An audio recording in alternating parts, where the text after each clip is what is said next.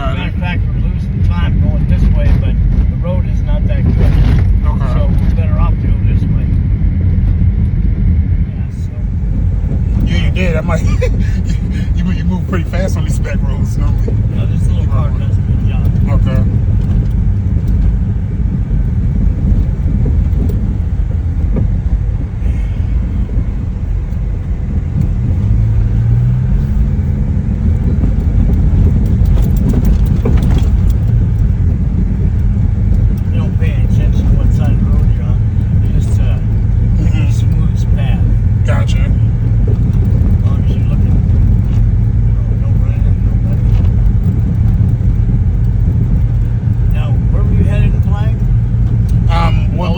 Motel 6 on Woodlands.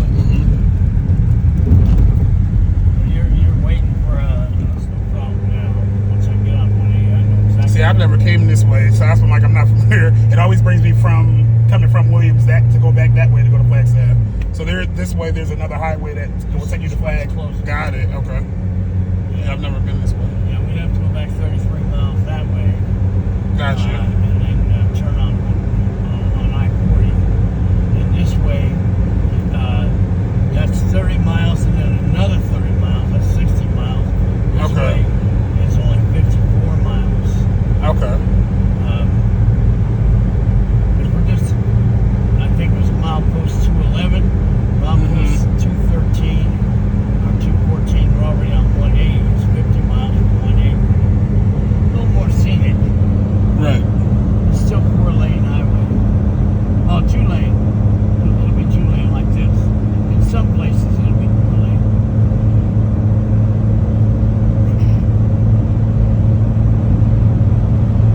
So, you were just visiting the Grand Canyon, or? Yeah, I was visiting the Grand Canyon, and I was also wanting to come out here and just check it out for a little bit and see if I was interested in trying to get some land out there.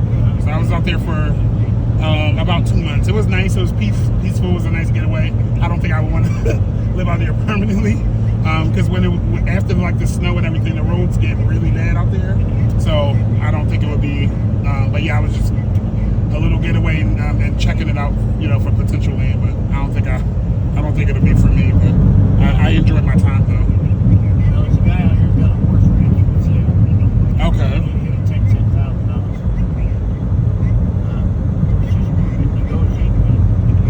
He's got 3 horses right now. And he moved here from California, and everybody did him wrong. You gotta watch yourself out here, and you need to carry a gun. Right. Your neighbors need to know you have a gun. Well, as a matter of fact, more than one gun, and that you have them with you in your vehicle. Right. Because they don't have any respect for anybody who have a gun. I used to work right here. Okay. Yeah, I worked there for a while. Okay. And then closed up. And I've known several people out here, and they all take advantage of each other.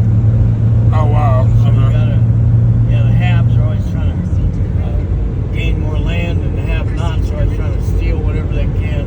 Right. So they don't have tied down. Gotcha. Like that generator, for instance. Right. That would have been something that would have got stolen not long after we left. That's why I was hoping that didn't happen, but I was also like, I can't take that with me on the plane. So, let me just see if someone can use it. I personally, the cab company personally can't use it. I'm in town.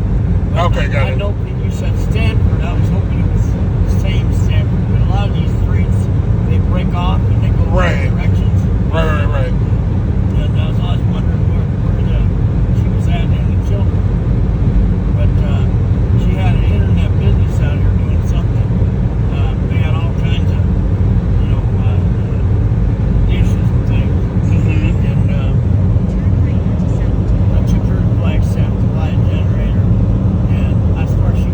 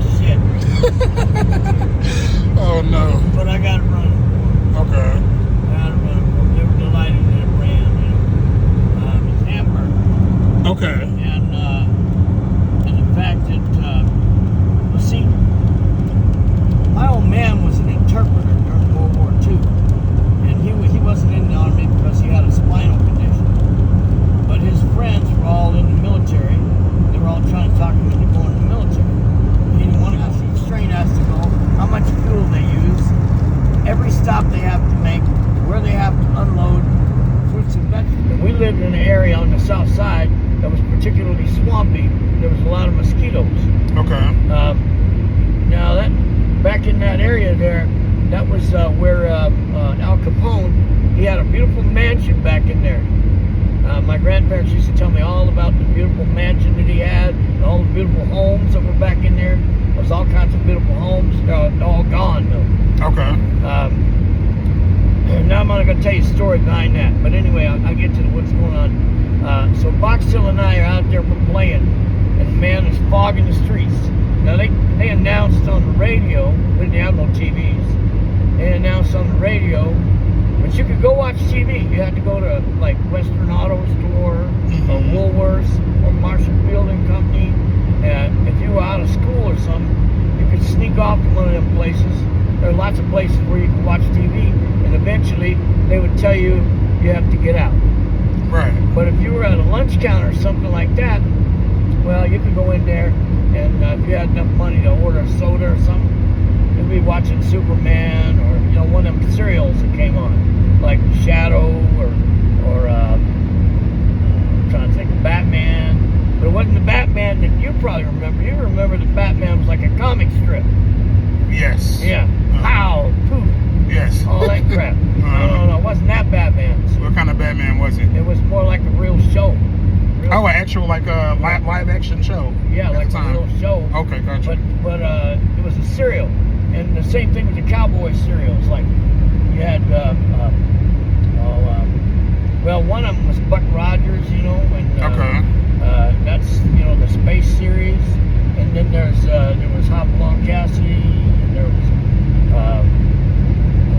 Gene Autry. There was all kinds of them. Okay. All kinds of series. But they were basically for kids. And adults wouldn't watch that shit. They knew, what's coming. And so Boxtel and I sometimes would get out of school and we wouldn't go right home. We'd go sneak over. The candy store had a pool table in the back and had and older boys would go in there and buy cigarettes and stuff. But the TV was always playing. And so we'd go around and pick up pop bottles. Now pop bottles were 2 cents a piece. And anybody that wanted to make a living and didn't have a job could go pick up pop bottles and beer bottles. You had to make sure they weren't cracked. They could be dirty. Try to wash them out the best you could. As a matter of fact, you could use the tap right behind the grocery store as long as you didn't talk to the grocer about it. Okay. He knew you were using his water. Right. It's all controlled burn or service. But they start forest fires, see?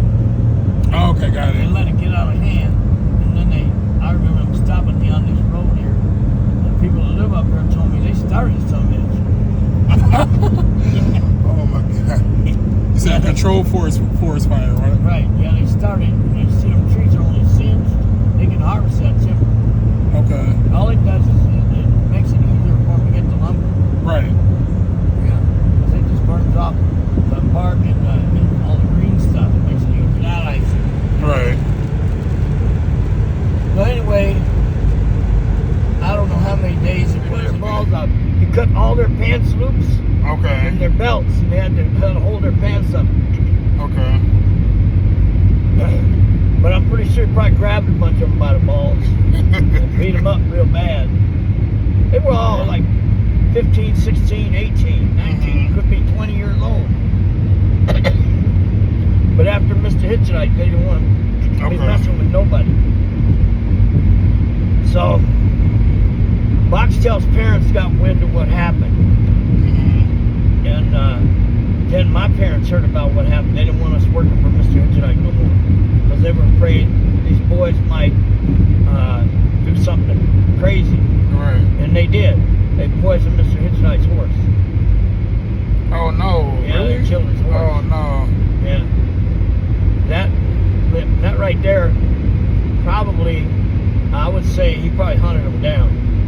Right, that's what I was gonna say. Yeah, he probably hunted them down. Wow. So, we didn't hear nothing more about Mr. Hitchcock. But Mr. Lorenzo put a note in my hand. He said, you work for Mr. Hitchenight? I said, yeah, we did work for Mr. He goes, you work for me? I said, I don't know. I have talked to my parents. He goes, give the note to your parents. So I gave my parents the note, and they promised that we would get a full bushel basket full of groceries of our own choosing every day. And we would get $5 a day.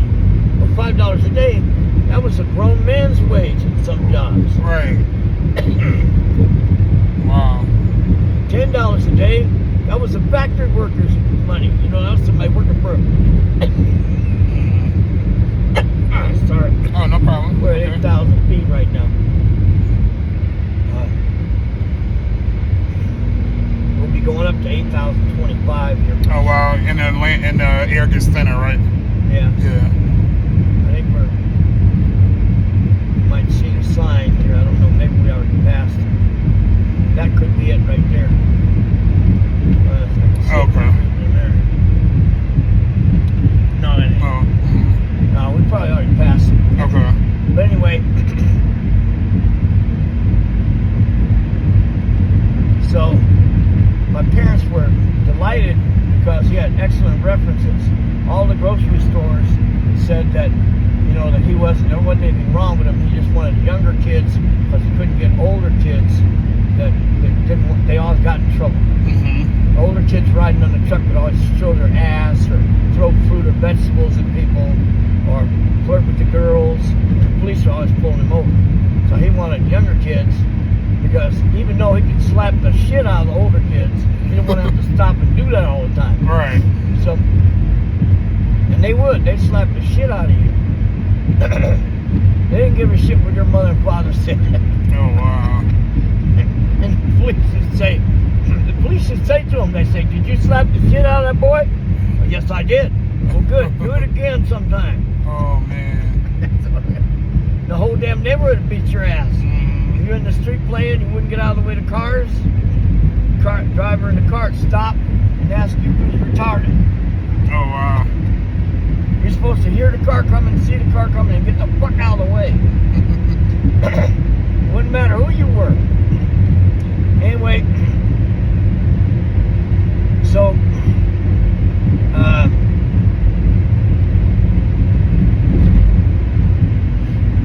we go to the railroad yard. It's like 430, 8,025 feet. Oh, I see the elevation. Yeah, we were a little bit higher than that. Wow. So, anyway, we get to the rail yard, and we stop there at the shack, and all the railroad bulls, the cops are playing poker. Sometimes some of them are playing the dominoes or whatever. And they're mostly all black guys.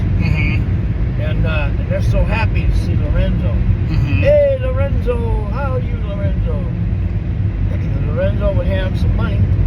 They would hand Lorenzo a clipboard, and they hand him.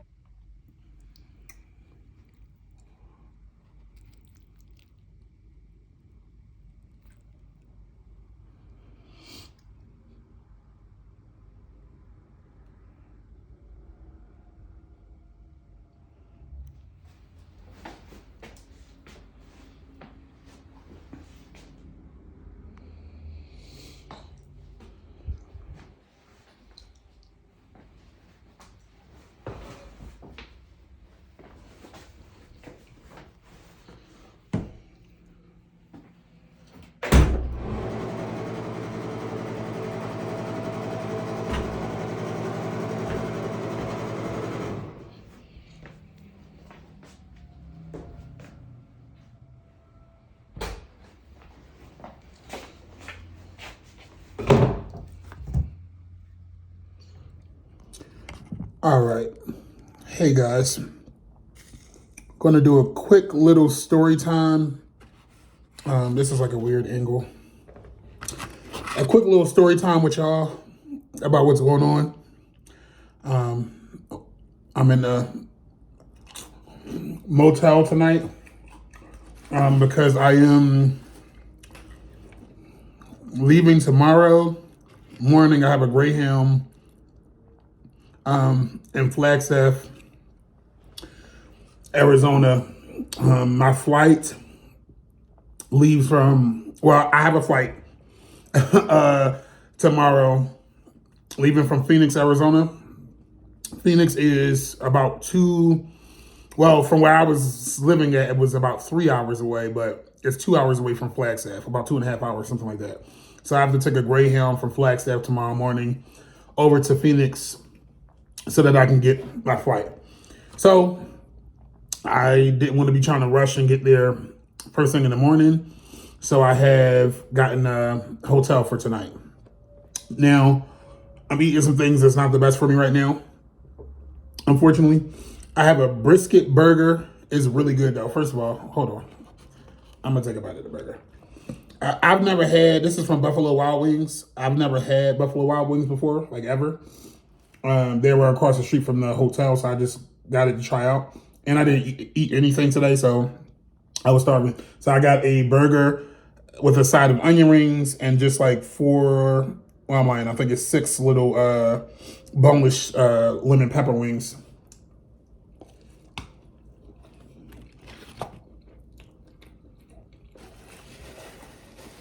The burger don't look that good. It don't look that appealing, but it's really good with that brisket on it. Oh, and to balance out the meal, I got a Diet Pepsi, even though they gave it to me hot. Like, it's not, anyway. So, let me explain what's happening. For right now, I am leaving my cabin on the land. And I say for right now because I'm still trying to decide what the long-term plan is going to be. But essentially, I didn't do my due diligence like I was supposed to when I moved out here. So I got a certain size structure, a very small structure. If y'all saw it, it's like a really small little cabin. Because when I was doing my research for that size structure, you don't need a permit. And I'm thinking I'm going to kind of, pass the, be smart and, do a smart thing. It's like, oh, let me get a structure I don't need a permit for, and then I'll move into that. And I was going to do the off-grid thing and save my money and live off-grid.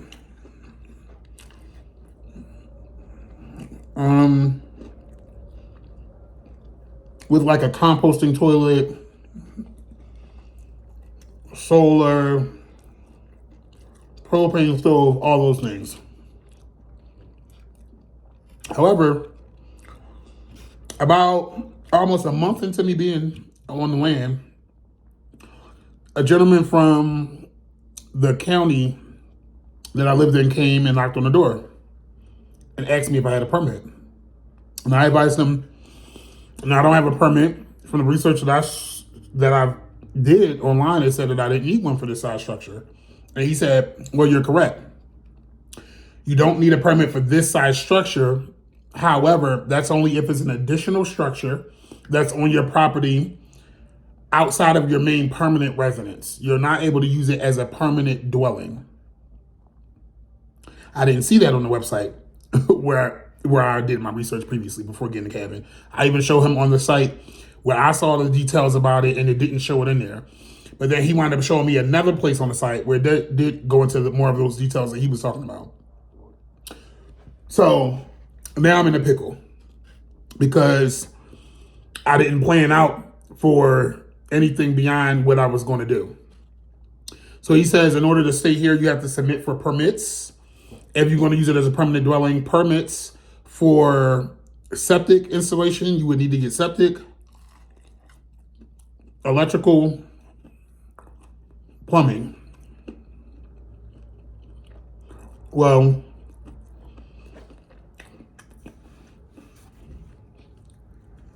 if anybody has ever did research into septic is literally like a minimum of about, you're going to pay about $8,500 and upwards of $10,000, $15,000, depending on if you could get a deal on it. But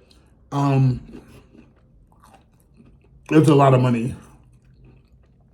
Not to mention all the other permits. I can't afford that.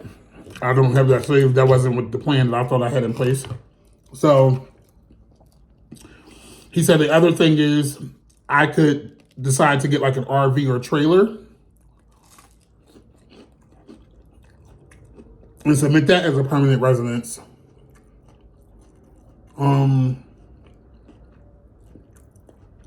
I still need a permit for that. But then I still would need to go ahead and find an RV or trailer, which is now an additional expense outside of the cabin that I got that I thought I was going to be living in. On top of the fact that I needed to get a car.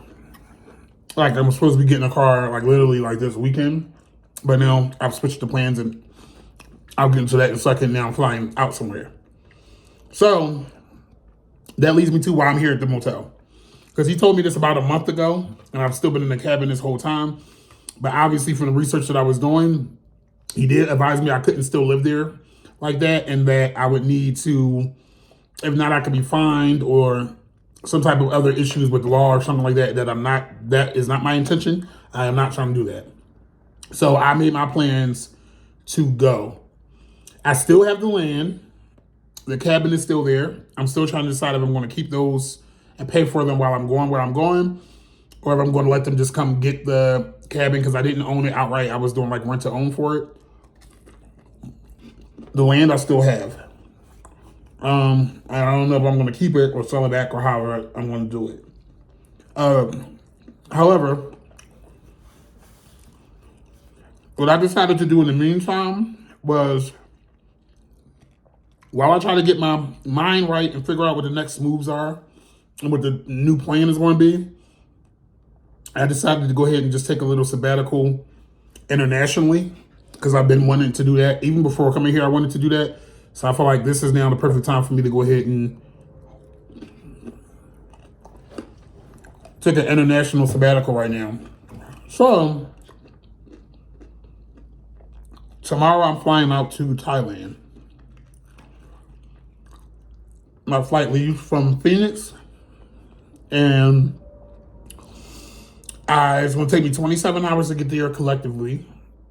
I have to take a Greyhound from Flagstaff down to Phoenix, then go to the Phoenix airport. Then we fly out from Phoenix to go to LA. I'll be at LAX for like a 3-hour layover.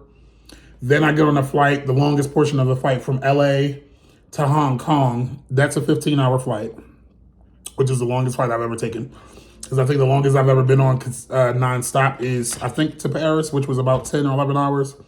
So this will be the longest. And then once I get to Hong Kong, I have another like 3-hour layover, and then I leave from Hong Kong to finally get to Thailand. And I'm going to Bangkok. I'll be staying in Bangkok. All right. I'll be staying in Bangkok, Thailand. So, yeah, that's going to be like a 2-day travel because I leave tomorrow, which is Saturday here in the States, and I don't get to Thailand until Monday. So, and as of right now, I'll just be there for a month while I figure out what my next move is. If I wind up being able to stay over there longer, that'd be amazing. But if not, I'll be over there for a month and then come back to the States and figure out what's going on. So right now, things are kind of up in the air.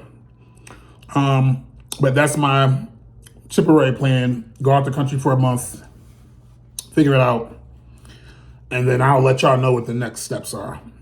I'll keep y'all posted. Peace.